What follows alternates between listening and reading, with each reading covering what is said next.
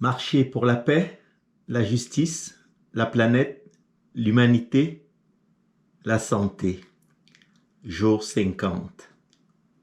L'école primaire.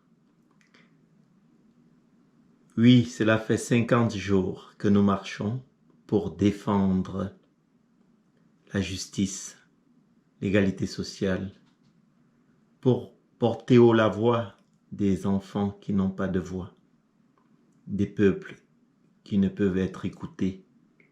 50 jours cela fait. Et aujourd'hui, nous allons parler de l'école primaire au Cameroun.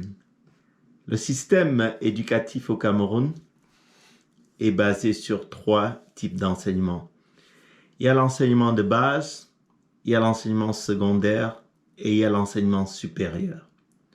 Le Cameroun est un pays bilingue, donc qui a les 2 types d'enseignement, en français et en anglais, avec pour chaque type des diplômes qui sont décernés selon les 2 modes d'enseignement. Au Cameroun, on trouve l'enseignement public, étatique, et l'enseignement privé, qui peut être laïque ou confessionnel. Quel que soit le type de cet enseignement, ils sont tous placés sous le cadre du système étatique et régis par différents ministères. Il y a par exemple le ministère de l'Éducation de base, il y a le ministère des enseignements secondaires, il y a le ministère de l'enseignement supérieur et il y a le ministère de l'emploi et de la formation professionnelle.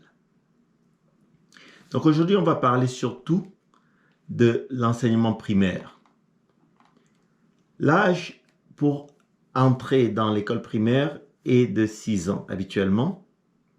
Et il y a plusieurs étapes avec 3 niveaux. Le premier niveau comporte la SIL, donc section d'initiation au langage, SIL, SIL, et le CP, encore appelé cours préparatoire. Ensuite, il y a le niveau 2, cours élémentaire 1 et 2, et le niveau 3, cours moyen 1 et 2. Donc l'école avec laquelle nous collaborons dans l'extrême nord du Cameroun, l'école des parents du camp Sonnel à Marois 3, reçoit des enfants à la fois de la SIL et du CP. Il y a un peu plus de 60 enfants qui y vont et qui sont dans les 2 classes, avec pour beaucoup différentes tranches d'âge, car certains ont eu du retard scolaire. Et c'est important de consacrer du temps à aider ces enfants, à aider cette école, parce que l'enseignement primaire, c'est quelque chose de fondamental. C'est vraiment la base pour le développement scolaire de l'individu. Parce que c'est à ce niveau que l'individu, l'élève, l'écolier, va apprendre à lire, à écrire, à faire des calculs simples. Et à la fin de cet enseignement primaire, il obtient un diplôme qui est dans le système francophone appelé le CEPE, Certificat d'études primaires. Et dans le système anglophone, ce diplôme est appelé le FSLC, First School Leaving Certificate, qui est délivré à la fin de cette étape d'enseignement primaire. Alors la problématique, et c'est ça l'enjeu au Cameroun, c'est que beaucoup d'enfants ne terminent pas jusqu'à ces diplômes. Donc il y a un taux d'exclusion qui est élevé, atteignant jusqu'à 33%. Et ça, c'est beaucoup. Donc on se rend compte que finalement, les enfants en âge primaire, seulement 83% sur les données de 2016, vont atteindre la fin du primaire. Et le taux d'exclusion dépend à la fois des facteurs liés à l'environnement, mais aussi liés aux circonstances familiales. On sait par exemple que le risque d'abandonner le primaire avant d'atteindre la partie des études secondaires est plus élevé selon des facteurs comme le lieu de vie. Dans la région, par exemple, de l'extrême nord, jusqu'à 35% de décrochage, c'est très élevé. Alors que dans les régions urbaines, comme Douala Yaoundé, les grandes villes, 95% de ces enfants vont terminer le primaire.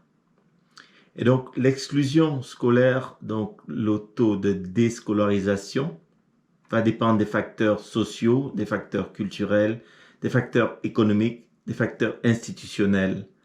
Et on sait que l'économie arrive en premier lieu, mais aussi des choses aussi simples comme, par exemple, le tissu social, l'accès à une école, à un enseignant. Ce sont des facteurs importants qui influencent le décrochage scolaire.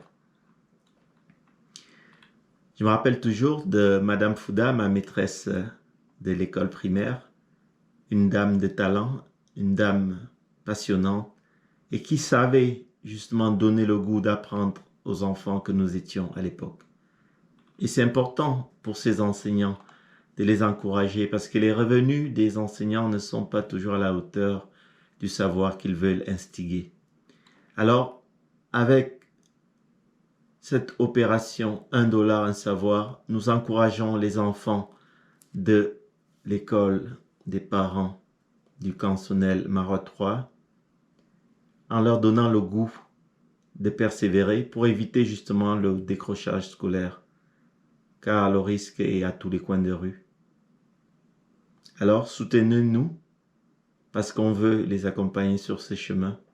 Le chemin est long, mais on les prend à la racine, on les prend à la base, car c'est les fondations qui constituent la force d'une nation. Ce sont les fondations qui constituent la force d'une nation. Alors aidez-nous à les aider. On compte sur vous.